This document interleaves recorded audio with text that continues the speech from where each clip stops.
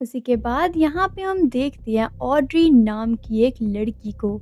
इसी के साथ वहाँ पे एक पर्सन भी था जिसका नाम था ऑल्गर, जो कि अपने एक गिलास के साथ वहाँ पे खड़ा हुआ था। हालांकि इनको भी नहीं पता होता कि ये आखिरकार आ कैसे गए यहाँ पे। तभी हम देखते हैं अपने मेन कैरेक्टर को। तभी यहाँ पे अपना क्लाइंट उन दोनों को देखता है। हालांकि उनके फेसेस अच्छे से विजिबल तो नहीं हो रहे थे, लेकिन फिर भी वो मतलब उनकी परछाई दिख रही होती है। तो वो सोचता है अपना क्लाइंट, यार ये कहाँ से आ गए, मतलब क्या क्या मैं इनको जानता हूँ, लेकिन मैंने कभी देखा तो नहीं पहले। तभी यहाँ पे ऑड्री आगे आती है और वो क्लाइंट को देखती है और कहती है, क्या आप इस जगह के मालिक हैं क्या, मतलब आप इस पवित्र जगह के गॉड हैं क्या। ये बात सुनते ही अपना मेन कैरेक्टर कहते हैं, क्या गॉड, अगर तुम्हें मैं गॉड लगता हूँ फिर इस पवित्र जगह को बिल्कुल मंदिर जैसा होना चाहिए था। और जैसे ही यहाँ पे क्लाइंट सोचता है मंदिर जैसा होना चाहिए था, भाई तुम बिलीव नहीं करोगे, यहाँ पे आसपास की चीजें वैसी बनने लग जाती है। सीरियसली पहले तो अपना क्लाइंट यहाँ पे ये सब कुछ देख के घबरा जाता है, लेकिन फिर वह सोचता है इसका मतलब जो मैं सोचूंगा वो मैं कर सकता हूँ, तो ठीक है। फिर उसके बाद वो अपने माइंड में सोचता है एक चेयर और एक टेबल के बारे में, तो यहाँ पे वो बना लेता है और उसके बाद अपने सिंहासन पे बैठ जाता है। तभी यहाँ पे ऑल्गर क्लैंड से पूछता है कि आखिरकार तुम्हारा नेम क्या है और तुम यहाँ पे क्या कर रहे हो। तभी अपना क्लैंड सोचता है, मैं इसको अपना असली नाम तो नहीं बताने वाला। तो यहाँ पे अपना क्लैंड उन सभी को बताता है कि मेरा नाम है द फूल। ये बात सुनते ही ऑर्डिनरी बोलती है उन्हें, मतलब क्लाइंट को बोलती है, मिस्टर फूल को बोलती है, मिस्टर फूल क्या क्या हम घर जा सकते हैं। तभी क्लाइंट बोलता है, हाँ हाँ क्यों नहीं, मैं तुम्हें तुम्हारे घर पे छोड़ दूंगा। इसी के साथ साथ ऑर्डिनरी यहाँ पे क्लाइंट से ये भी पूछती है, मैं बियॉन्डर कैसे बन सकती हूँ, क्या आप मुझे गाइड कर सकते हो क्या। बिकॉज गाइज वो यहाँ पे इन सभी चीज़ों को देख के, यहाँ का माहौल देख के बहुत ज़्यादा एक्साइटेड थी। दैट्स वाई उसने पूछा कि मैं बियॉन्डर कैसे बन सकती हूँ। लेकिन यहाँ पे अपने क्लाइंट को इसका आंसर पता ही नहीं था, बिकॉज उसको बियॉन्डर के बारे में कुछ भी नॉलेज नहीं थी। तभी यहाँ पे वो अपने आप को बचाते हुए कहता है, इसका आंसर मैं नहीं दूंगा, तुम्हारे सामने बैठा आदमी वो तुम्हें बताएगा सब कुछ। तभी यहाँ पे ऑल्गर समझ जाता है कि मुझे इसे बताना होगा। तभी यहाँ पे ऑल्गर उस लेडी से बोलता है, मेरे हिसाब से तुम लियोन किंगडम से हो, क्यों है ना, तो इसीलिए तुम्हें एवरनाइट गॉडेस के चर्च को ज्वाइन करना होगा, क्या तुम तैयार हो। लेकिन हाँ, मैं पहले तुम्हें बता दूं कि बियॉन्डर बनना इतना आसान नहीं है जितना तुम सोच रही हो। तो सोच समझ कर ही आगे कदम उठाना, बिकॉज यहाँ पे जो बियॉन्डर्स होते हैं ना, वो यहाँ पे ब्लैक पावर से लड़ते हैं और लड़ते ही जाते हैं। लेकिन तभी यहाँ पे और ये सब कुछ बातें सुनकर बोलती है, इसके अलावा कोई और रास्ता नहीं है क्या, क्या जरूरी है चर्च को ज्वाइन करना। तभी यहाँ पे ऑल्गर उसके जवाब को देते हुए कहता है, अच्छा तो ये बात है, तो फिर तुम्हें रॉयल फैमिली के पास जाना होगा या फिर मिलेनियम लॉयल्टी के। तभी ऑर्डिनरी भाई ये बातें सुनकर भी रेडी नहीं होती। वो कहती है, क्या कोई और तरीका नहीं है क्या जो मैं कर सकूं। अच्छा तो मैं समझ गया तुम क्या चाहती हो, तो मैं बता ही देता हूँ। मेरे पास दो सीक्वेंस 9 के पोशन हैं। एक तो है सिलर स्वीकेंस का और दूसरा स्पेक्टेड स्वीकेंस का, जिसको पी के तुम आराम से बियॉन्डर बन सकती हो। ये बातें सुनकर अपना क्लाइंट कहता है, अच्छा तो ऐसे बनते हैं बियॉन्डर, चलो अच्छी बात है, इनके साथ रहने से मुझे कुछ नॉलेज तो मिल गई। तो मुझे लगता है कि मैं इस ग्रे वर्ल्ड में आ चुका हूँ। इट मीन्स ये काम भी बियॉन्डर का तो नहीं है किसी, मुझे लग तो रहा है। उसी के बाद अपनी ऑर्डिनरी यहाँ पे क्लाइंट को बताती है, मिस्टर फूल मैंने इस पर्सन के साथ एक डील कर ली है कि ये मुझे ना कुछ पोशन देगा जिससे मैं बियॉन्डर बन जाऊंगी। इसके बदले जो इसको चाहिए होगा वो मैं इसको दे दूंगी। और हाँ, मेरे हिसाब से ना आपको ऐसी मीटिंग आगे बैठा लेनी चाहिए ताकि हम कुछ ना कुछ डिस्कस कर सके। इसी के साथ साथ वो पर्सन भी बोलता है, हाँ मिस्टर फूल बिल्कुल सही कहा इसने, आप ऐसा कर लिया करो ताकि हम छोटी मोटी चीजें खुद ही मैनेज कर सकते हैं और बाकी आप देख लो। और यहाँ पे दूसरी तरफ अपने क्लाइंट के माइंड में चल रहा होता है, वैसे तो ये सही कह रही है, क्योंकि अगर ऐसे ही मीटिंग चलती रहेंगी तो मुझे यहाँ के वर्ल्ड के बारे में नॉलेज मिलती रहेगी, बिकॉज ये कुछ ना कुछ डिस्कस तो करेंगे ही और मैं इसी के बीच में अपने घर जाने का रास्ता भी ढूंढ लूंगा। तो ठीक है, तो यहाँ पे अपना क्लाइंट उन दोनों को बोलता है, ठीक है हम हर मंडे को 3 बजे मीटिंग रखेंगे, तो आप सभी रेडी रहना। उसी के साथ साथ गाइस यहाँ पे ऑर्डिनरी कहती है, कि मेरे हिसाब से ना हमें अपने रियल नेम किसी को नहीं बताने चाहिए। तो यहाँ पे वो दोनों भी अपना नेम चेंज कर लेते हैं। यहाँ पे ऑर्डिनरी अपना नेम रखती है जस्टिस और वो पर्सन का रखती है बी हैंग्ड मैन। उसी के कुछ देर बाद यहाँ पे क्लाइंट के रूम का दरवाजा कोई नॉक नॉक कर रहा था। दैट्स व्हाई यहाँ पे क्लाइंट का ना बिल्कुल माइंड डिस्टर्ब हो रहा था। मतलब वो इस दुनिया का पूरा कंट्रोल ना मतलब ऐसा लग रहा था ऐसे खो रहा है। तो वो फटाफट अपने मेंबर्स को कहता है कि ये डील हम यहीं पे ख़त्म करते हैं। आई मीन टू से ये मीटिंग हम यहीं पे ख़त्म करते हैं। नेक्स्ट मीटिंग हम मंडे को मिलेंगे 3 बजे। चलो ठीक है फिर। उसके बाद वो मीटिंग बंद करता है और वो अपने रूम में देखता है अपने आप को। और जब वो ध्यान से देखता है कि आखिरकार है कौन यहाँ पे, तो वो देखता है एक पुलिस को।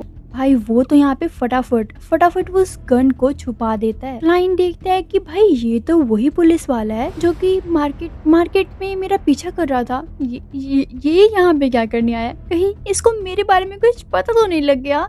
बिकॉज यार जब हम किसी ऐसे पर्सन को देखते हैं ना जिससे हम डरते होते हैं, लाइक पुलिस या ऐसा कोई है ना, तो हमें सारे कांड याद आ जाते हैं सबसे पहले जो हमने किया होता है ना। सच में यार क्लाइंट का भी बिल्कुल सेम हो रहा था। बिकॉज पुलिस को देख के उसको सारे कांड याद आ गए। यार कौन से कांड का देखने आया ये? क्या हो गया? हाँ देखता हूँ क्या होता है आगे। तभी वो पुलिस वाला बताता है कि मेरा नाम है लेनर्ड, तुमने मुझे पहचान तो लिया ही होगा, क्यों है ना? और इसी के साथ एक और ऑफिसर था जिसका नाम था डन स्मिथ। दोनों के दोनों वेंच और नाया के केस के लिए आए हैं। याद है तुम्हें पहले एपिसोड में मैंने बताया था कि जो इसके बेस्ट फ्रेंड्स थे उन्होंने अपने आप को गोली मार दी। तो यहाँ पे वो इसी की इन्वेस्टिगेशन करने के लिए आए होते हैं। हालांकि ये सब कुछ यहाँ पे क्लाइंट को तो पहले से ही पता था, लेकिन वो कहता है अच्छा ऐसा हुआ क्या? नहीं मुझे नहीं पता था। तभी यहाँ पे दूसरा ऑफिसर क्लाइंट की डायरी को ढूंढ लेता है और वो उसे पढ़ने लग जाता है और कहता है अच्छा ये क्या लिखा है तुमने कि सब मारे जाएंगे और मैं भी, इसका क्या मतलब है? लेकिन यहाँ पे ना क्लाइंट को कुछ समझ नहीं आ रहा होता। यार मैं इन्हें क्या बोलूँ, क्या बोलूँ मैं कि मैं कहीं और से आया हूँ? नहीं यार पकड़ा जाऊंगा। तो वो कहता है, ऑफिसर से बताता है कि मुझे ना कुछ भी याद नहीं है, क्योंकि कल रात ही ना मैंने अपने आप को गोली से मारने की कोशिश की थी, लेकिन वो गोली साइड से टकरा गई तो मैं बच गया, नहीं तो पता नहीं मेरे साथ क्या होता। मुझे तो सच में कुछ भी याद नहीं है और मुझे तो ये भी नहीं पता लग रहा कि मैं कर क्या रहा हूँ। तभी वो ऑफिसर कहता है अच्छा तो फिर गन कहाँ रखी है तुमने, जल्दी से बताओ। तभी यहाँ पे एक लाइन बताता है कि उस ड्रॉर में रखी है। तभी वो ऑफिसर वहाँ से वो गन उठा लेता है और कहता है तुमने काफ़ी अच्छी कहानी बनाई है वैसे तो हम तुम्हारी दिमागी हालत को ठीक करने के लिए साइकिक के पास लेके जाते हैं, तो वहाँ पे तुम्हारा चेकअप वगैरह करवाएंगे तो सब कुछ ठीक हो जाएगा, ठीक है? लेकिन ये बात सुनते ही अपने क्लाइंट की तो अलग ही बत्ती चल जाती है कि यार अगर ये सब कुछ मुझे मेरे साथ करेंगे तो मेरी जो पुरानी मेमोरीज हैं वो भी आ जाएंगी। हाँ क्या होगा यार, मुझे तो बहुत डर लग रहा है, कहीं मुझे ये लोग मार ही ना दे, मुझे तो अपने घर जाना है। वो बहुत ज़्यादा डरा हुआ होता है और डरा हुआ हुए भी क्यों ना भाई, है ही बात ऐसी। लेकिन तभी यहाँ पे एक ऑफिसर क्लाइंट से बोलता है वैसे मैं तुम्हें जिंदा देख के बहुत खुश हूँ, लेकिन जो भी हादसा तुम्हारे साथ हुआ था उसमें तो ज़्यादातर लोग मरे ही जाते हैं, बसते तो बहुत ही कम है। उसके बाद वो ऑफिसर्स जाने लग जाती हैं, लेकिन वहाँ पे एक बच्चा आ जाता है। मतलब वो ब्रेड लेके भाग रहा था, लेकिन वो पुलिस ऑफिसर उसे पकड़ने लग जाते हैं। तभी ये मौका देख के अपना क्लाइंट यहाँ से भाग जाता है। भागते भागते वो काफ़ी दूर पहुँच जाता है। इवन ऊपर से कोई पानी भी फेंकता है उसके ऊपर, लेकिन वो पता नहीं कैसे वो ऊपर ही रह जाता है, नीचे गिरता ही नहीं है। इसी के साथ साथ जो भी मतलब घर थे और काफ़ी सारी चीज़ें थी, ठीक है, वो सभी की सभी हवा में उड़ने लग जाती हैं। तभी यहाँ पे अपना क्लाइंट समझ जाता है कि ये सब कुछ ज़रूर से कोई बियॉन्डर ही कर रहा है, क्योंकि उसके अलावा और कौन ही करेगा। इसलिए वो भागते एक घोड़ा गाड़ी में बैठ जाता है और उसे बोलता है कि मुझे तुम ना वो क्या कहते हैं, नदी के किनारे लेके चलो। उसी के काफ़ी दूर पहुंच जाने के बाद यहाँ पे क्लाइंट अपने वो जो ड्राइवर था जो घोड़ा चला रहा था उसे कहता है कि रुक जाओ, बस यहीं पे मुझे छोड़ दो। लेकिन वो तो रुकता ही नहीं है भाई, वो बिल्कुल नहीं रुकता, वो तो और भागता जाता है। तभी यहाँ पे क्लाइंट समझ जाता है कि ये तो कोई और ही लग रहा है मुझे। और पता है गाइस वो कौन था? वो तो वही ऑफिसर था। ये देख के अपना क्लाइंट तो काफी ज्यादा डर जाता है और ये डर में ही उसकी आंखें खुल जाती हैं। मतलब कि वो अपने रूम में था, तो उसे लगता है कि मुझे लगता है कि ये सब सपना था। लेकिन तभी यह दरवाजे से आवाज आती है, नॉक नॉक, और वहाँ पे होता है डन स्मिथ, यानी कि वही ऑफिसर। और यहाँ पे क्लाइंट से बोलता है, तुमने मुझे लगता है पहचाना नहीं, मैं हूँ बियॉन्डर और हमारी पावर तो रात में कई ज़्यादा बढ़ जाती है। जितना तुमने सोचा है ना उससे तो कई ज़्यादा। और तभी यहाँ पे एक गर्ल आ जाती है जो कि यहाँ पे क्लाइंट का ना मुंह पकड़ लेती है। मतलब उसको ना उसकी मेमोरीज को जानना चाहती थी कि उस दिन उस रात क्या हुआ था।